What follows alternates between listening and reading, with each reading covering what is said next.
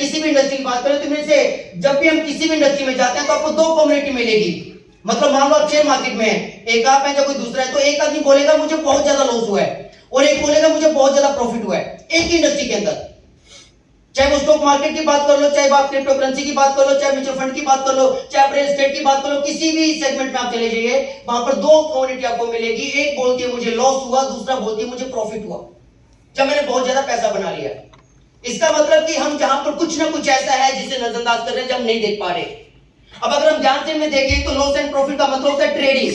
अगर आप इनमें से किसी भी इंडस्ट्री के अंदर ट्रेडिंग कर रहे हैं तो आपको लॉस भी रहेगा, आपको प्रॉफिट भी रहेगा, क्योंकि ट्रेडिंग का मतलब होता है हर पल मार्केट को ऊपर जाना और नीचे जाना, राइट या रॉन्ग?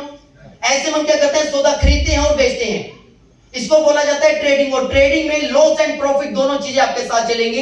इसको हिंदी में बोले तो ये शुद्ध व्यापार है। इसका मतलब ये व्यापार है, एसेट्स नहीं है। इसका मतलब एसेट्स कहीं और हैं इसी इंडस्ट्री के अंदर।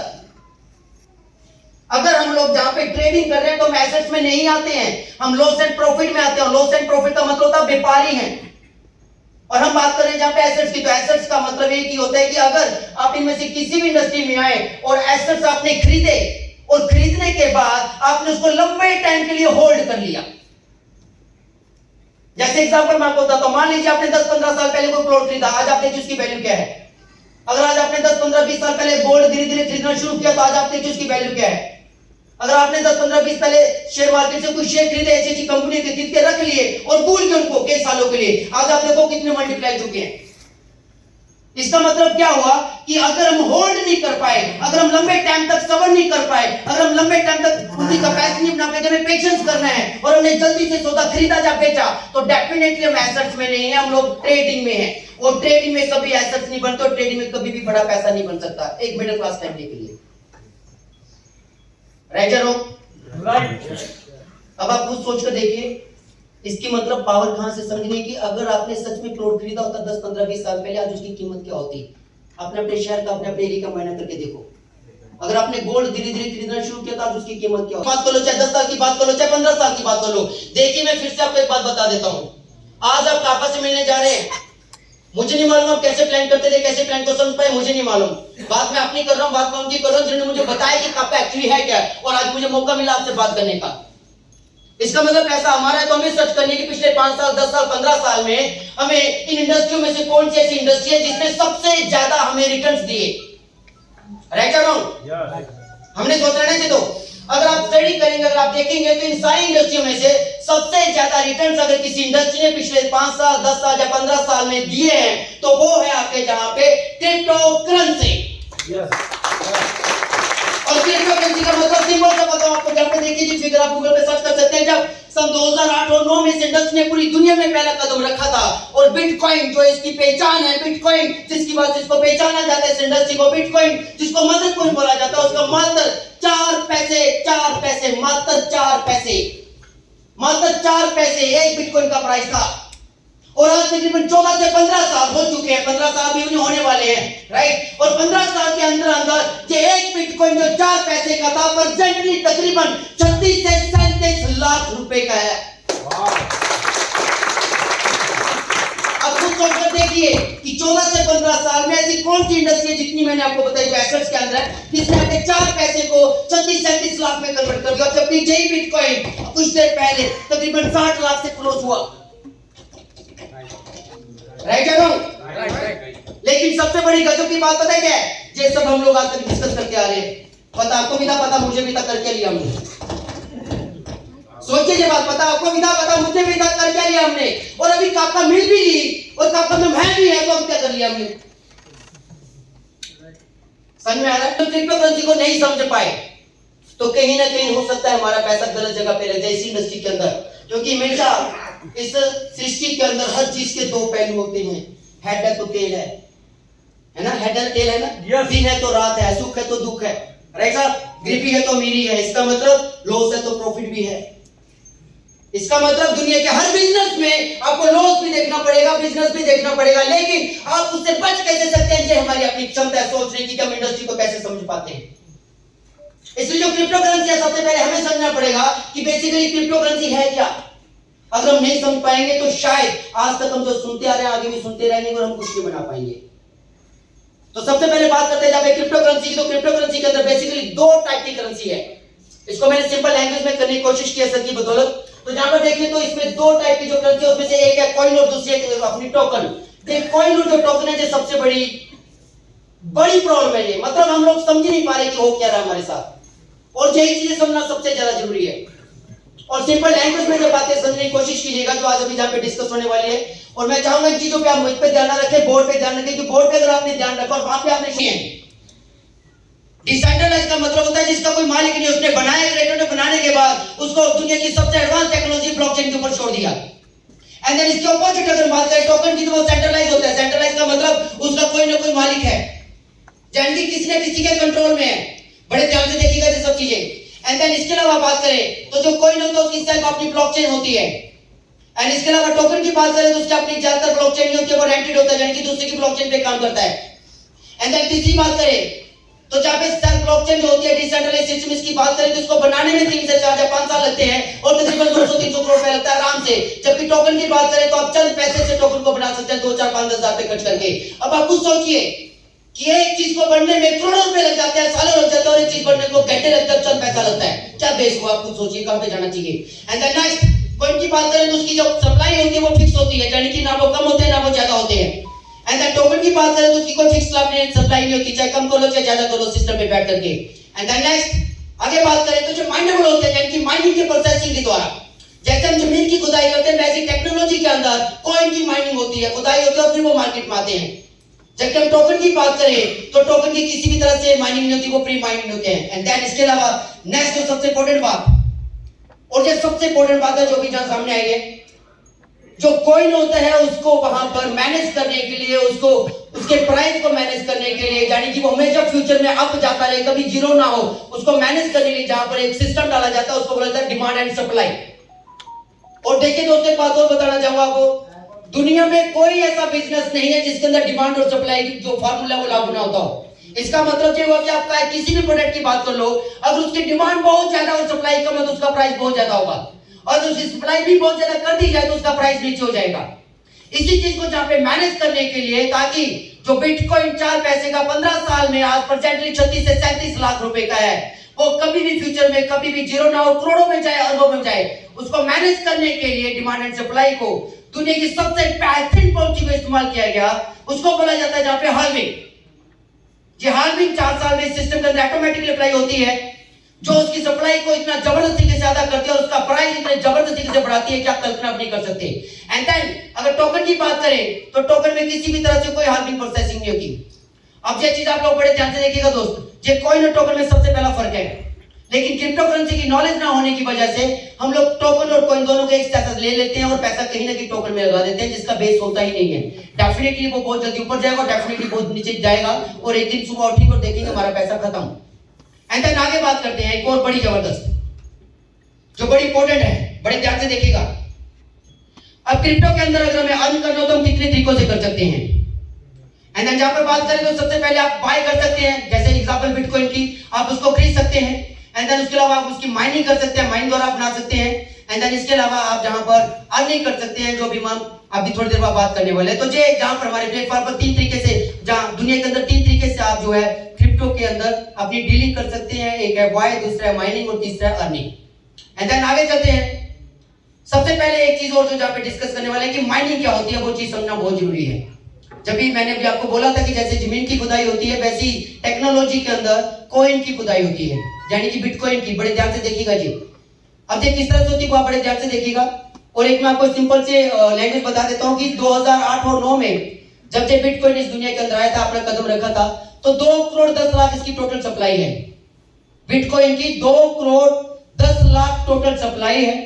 और उस टाइम 50 लाख के आसपास के जो बिटकॉइन है वो एयर ड्रॉप के द्वारा, यानी कि मार्केटिंग में, इसकी मार्केटिंग के द्वारा मार्केट में आ चुके थे। तकरीबन 2 करोड़ 10 लाख में से 50 लाख, जो 1 करोड़ 60 लाख बिटकॉइन बचा हुआ है, वो इस तरह से माइनिंग होती है जो मैं अभी आपको बता रहा हूं, और माइनिंग की प्रोसेसिंग के द्वारा वो मार्केट में आते हैं। इसलिए सबसे इंपॉर्टेंट है कि आप इसको बड़े ध्यान से देखिएगा, क्योंकि इसी वजह से कापा जो है वो हमें चंद सालों में हमेशा के लिए करोड़पति बनाने वाली है। आगे चलते हैं। अब माइनिंग क्या होती है, यानी कि 1 करोड़ 60 लाख बिटकॉइन जो बचा वो कैसे मार्केट में आ रहा है, वो चीज अब देखने वाली है। सबसे पहले देखिएगा, एक तरफ हम बोलते हैं कि बिटकॉइन का कोई मालिक नहीं है। सर कोई काम है अभी कहीं जा रहे हैं, तो मालिक नहीं है साहब। और दूसरी तरफ से दो लोग ट्रांजैक्शन लगे करने, तो इस ट्रांजैक्शन को वेरीफाई कौन करेगा? और जब तक ये ट्रांजैक्शन वेरीफाई नहीं होगी, ये दो लोग आपस में लेन देन नहीं कर पाएंगे। बड़े ध्यान से समझिएगा ये बात। इसका मतलब क्या हुआ कि 100% इनमें कोई मोडिएटर है, एक तीसरा प्राणी, कोई तीसरा इंसान है जो जहां पर इस ट्रांजैक्शन को वेरीफाई करने में इस इंडस्ट्री की मदद करता है। और जब आप देखेंगे तो इस इंडस्ट्री में जो ट्रांजैक्शन वेरीफाई करने में जो सिस्टम मदद करता है उसको बोला जाता है जहां पे सर्वर। यानी कि वो सर्वर जो लोग लगाते हैं इस इंडस्ट्री के अंदर, करोड़ों रुपए के सर्वर का सेटअप लगाते हैं, वो सर्वर जो है इस ट्रांजैक्शन को सॉल्व करते हैं। यानी कि जो सर्वर डंडी करते हैं कि दो लोग जो जहां पर ट्रांजैक्शन लगे करने, इन दोनों के अकाउंट में क्या अकाउंट सही है, क्या जो पैसा भेजने वाला उसके पास उतना फंड पड़ा है, क्या उसके पास ट्रांजैक्शन फीस पड़ी है। जब वो सारी चीजें वेरीफाई होती हैं तब जाके वो ट्रांजैक्शन जो है वो हो पाती है, और इसको वेरीफाई करता है सर्वर। एंड सर्वर की बात करें तो जहां पे क्वेश्चन क्रिएट होता है कि जिन लोगों ने करोड़ों रुपए के सर्वर लगाए, अब आप सोचिए जिन लोगों ने करोड़ों रुपए के सर्वर लगाए, और एक तरफ हम बोल रहे हैं बिटकॉइन को कोई मालिक नहीं है, तो उसने करोड़ों रुपए किसके भरोसे लगाए? क्योंकि हम लोग कई बार बोलते हैं, कई लोग बोलते हैं इंडस्ट्री हवा में, ऐसा पता ही इसका क्या है, नहीं है, कोई बेस ही नहीं है इसका, समझ नहीं आती है क्या है। आज तक कई लोग अभी भी आपको बोलते हुए मिलेंगे हवा में ऐसा क्रिप्टो करेंसी, ऐसा बिल्कुल भी नहीं है। अभी जो आपको देखने वाला है वो बड़े ध्यान से देखिएगा, इतनी मजबूत इंडस्ट्री है जो शायद दुनिया की कोई इंडस्ट्री और ना हो। एंड जहां पर जिन लोगों ने करोड़ों रुपए के सर्वर लगाए हैं उन लोगों को क्या मिलने वाला है, बड़े ध्यान से देखिएगा। अब जैसे ही जहां पर वो लोग इस ट्रांजैक्शन को वेरीफाई करते हैं तो 1,60,00,000 बिटकॉइन जो 2008-9 में ब्लॉकचेन के ऊपर डला हुआ है, टेक्नोलॉजी ऑटोमेटिकली इसके अंदर कोडिंग डली, रूल डले हुए हैं, ऑटोमेटिकली टेक्नोलॉजी वो सर्वर जिन्होंने जितनी ट्रांजैक्शन सॉल्व करने में इस इंडस्ट्री में लोगों की मदद कर रही है, टेक्नोलॉजी ऑटोमेटिकली उनके अकाउंट में रिवार्ड के रूप में जो 1,60,00,000 बिटकॉइन है उनके मेहनत के अनुसार छोटे छोटे अंश के रूप में सीधा उनके अकाउंट में टेक्नोलॉजी ट्रांसफर कर देती है। इसको बोलते हैं माइनिंग, इसको बोलते हैं माइनिंग। समझ में आपको सर? राइट, देन आगे चलते हैं। अब इस तरह से माइनिंग होती है, और वो माइनिंग होकर के जो बिटकॉइन आता है, वो बिटकॉइन सबसे पहले जो है वो वेंडर के पास जाता है, यानी कि माइनर के पास जाता है, यानी कि जिन लोगों ने सर्वर लगा रखा है सबसे पहले इनके पास आता है बिटकॉइन, और उसके बाद आता है वो मार्केट में। मैं चाहूंगा नेक्स्ट चलें। उसके बाद आता है वो मार्केट में, यानी कि सबसे पहले वो माइनर के पास आता है जिन्हें सर्वर का सेटअप लगा है, उसके बाद वो मार्केट में आता है उनके द्वारा। लेकिन मार्केट में आने से पहले वो जो माइनर है, वो वेंडर्स है, वो मैन्युफैक्चरर है जिन्होंने वहां पे सर्वर का सेटअप लगाया है, वो आपको ये भी बताते हैं कि हमें एक बिटकॉइन माइनिंग प्रोसेसिंग के द्वारा बनाने में कितना खर्च आया। आप खुद सोचिए कि इस इंडस्ट्री में कितना मजबूत कदम है ये कि एक चीज जो माइनिंग प्रोसेसिंग के द्वारा बनती है, चाहे उसकी मैन्युफैक्चरिंग होती है टेक्नोलॉजी के अनुसार, तो जिन लोगों ने भी सर्वर लगाए हैं वहां पर क्लियर होता है कि उनका एक बिटकॉइन बनने में कितना खर्च आया। इसका मतलब जहां पर ओरिजिनल बिजनेस हो रहा है, ओरिजिनल इस तरह से जहां पर माइनिंग होती है बिटकॉइन की। एंड देन आगे चलते हैं इसी चीज को लेकर के, आगे चलते हैं इसी चीज को लेकर के। अब सबसे इंपॉर्टेंट बात, ये जो चीज अभी आपको बताने वाला हूं ना मैं, अभी आप लोग ब्रोशर में खूब देखते हैं, लोगों को बताते हैं, तेरी की रगड़ के बताते हैं हम लोगों को, देख भैया 50 बिटकॉइन, 25 बिटकॉइन, 12, 12.5, ये पता नहीं क्या क्या, राइट। लेकिन सबसे पहले समझना जरूरी है इसको कि ये हाल्विंग होती क्या है, इसका कमाल क्या है। और ये चीज अगर आपने समझ ली तो मैं आज आपको बोल सकता हूं सन 2028 तक हमारा जो प्रोजेक्ट है, और सन 2028 तक अगर आप लोग, हम सब लोग एक साथ, अगर हम सब लोग एक साथ रुक गए ना 2028 तक, तो मैं आपको दावे के साथ बोल सकता हूं, अभी आप थोड़ी देर बाद खुद बोलेंगे कि कम से कम आप सब लोग 100 करोड़ के मालिक होंगे, कम से कम। इसी पेज को करना सबसे ज्यादा जरूरी है। और मैं फिर से आपको एक बात बोल रहा हूं, और इसके लिए आप चाहिए कि आपको नेटवर्किंग करिए तो ही है।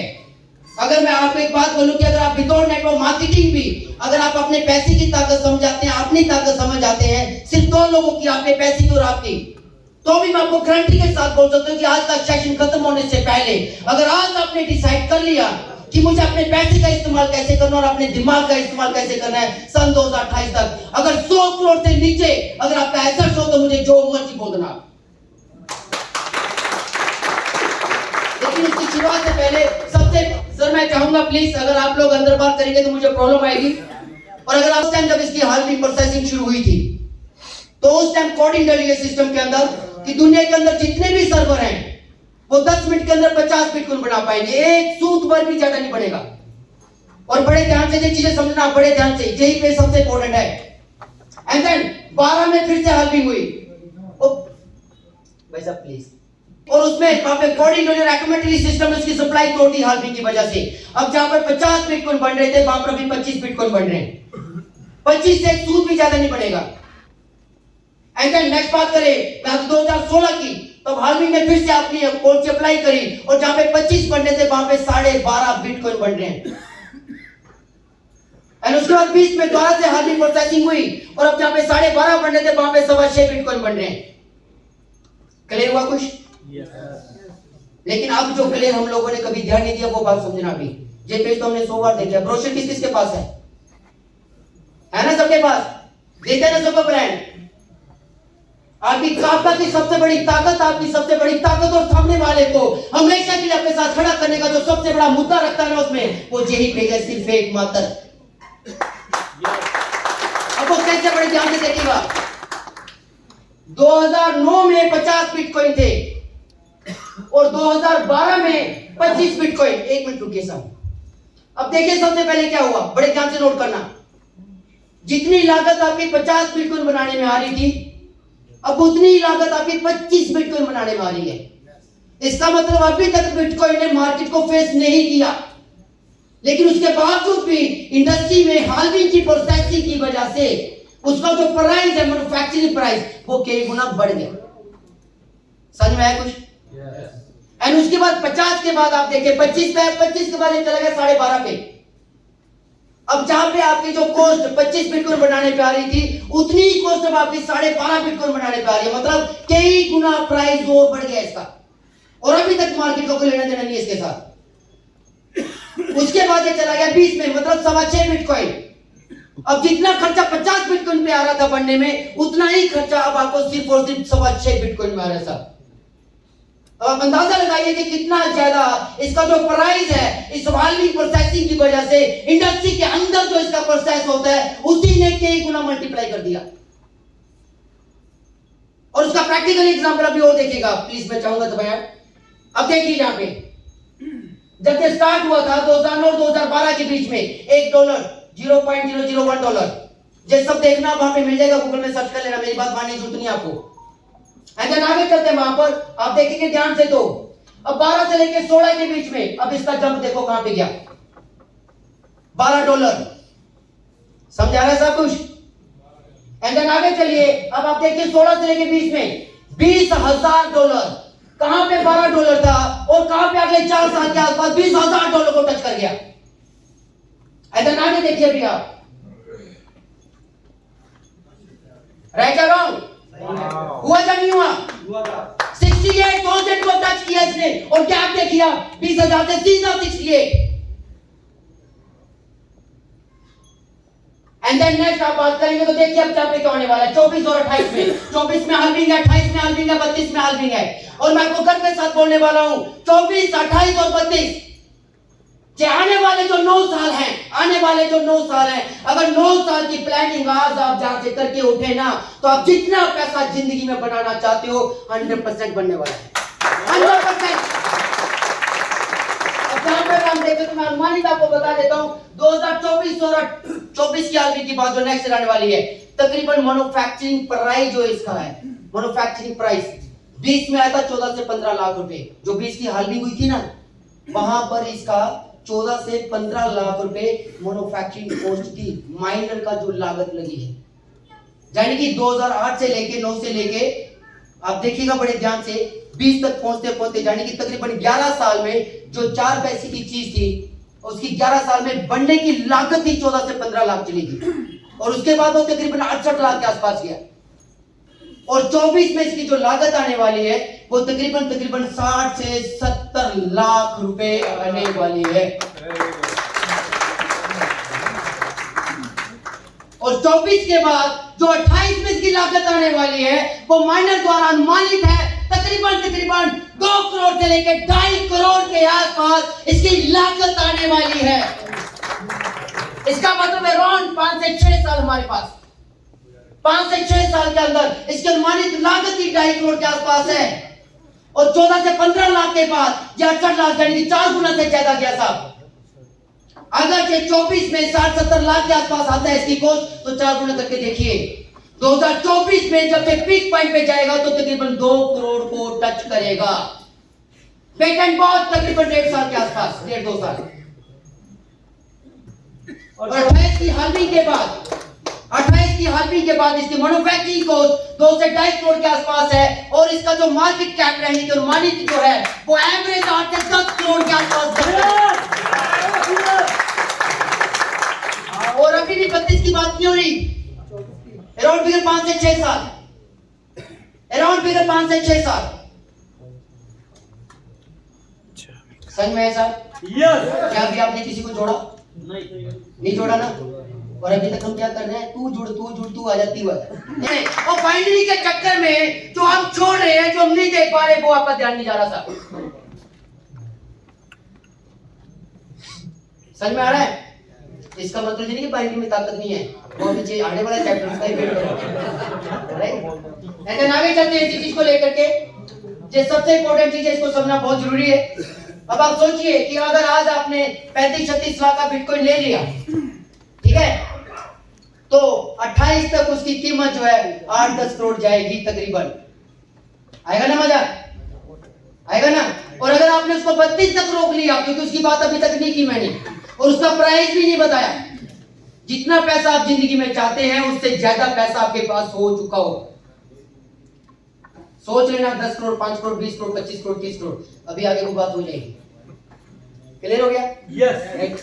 बट अब क्वेश्चन यहाँ पे क्रिएट क्या होता है कि जब 4 पैसे का था हमें समझ नहीं आई, जब 40 पैसे का हो तो भी समझ नहीं आई, 40 रुपए का हो तो भी समझ नहीं, मुझे भी नहीं आई, 400 का हो तो भी नहीं आई, 40,000 का तो भी नहीं आई, 4 लाख का हो तो भी नहीं आई, 40 लाख हो तो हमारे तोते उड़ गए, 68 लाख हो तो सोच नहीं सकते थे, राइट? अभी सोचे 37 लाख खर्च कौन करे? समझ तो आ गया। इस सर? लेकिन अब अगर हमें मौका मिलता हो दोबारा से एक आम इंसान को जो 37 लाख रुपए अफोर्ड ना कर सकता हो, लेकिन वो जिंदगी में करोड़पति बनना चाहता हो, इतना पैसा बनाना चाहता हो जितना वो क्रिप्टो के अंदर देख चुका है, सुन चुका है लोगों के द्वारा, और चाहता हो उसकी जिंदगी में हो, और एक आम इंसान को अगर जब मौका मिल जाए, किसी भी इंसान के पास जाओ और उसका मौका तो वो मना नहीं कर पाए, क्योंकि जिनके सबसे बड़ी प्रॉब्लम थी पैसा, लेकिन आप उसको ऐसा मौका दे कि उतने से पैसे से वो शुरुआत कर पाए और बेशुमार अपनी जिंदगी में बिटकॉइन बना पाए, तो कैसा रहेगा? तो चाहिए हमारी स्टॉक का, इसे जबरदस्त तरीके से पहले स्टॉक के लिए क्लैपिंग होनी चाहिए, जबरदस्त तरीके से।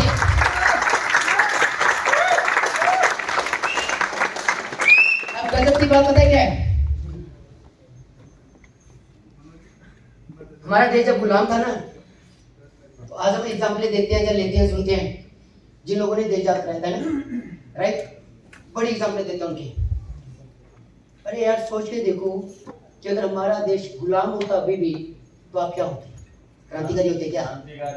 कौन होता क्रांतिकारी? कौन होता? कौन होता? करने पर मैं बात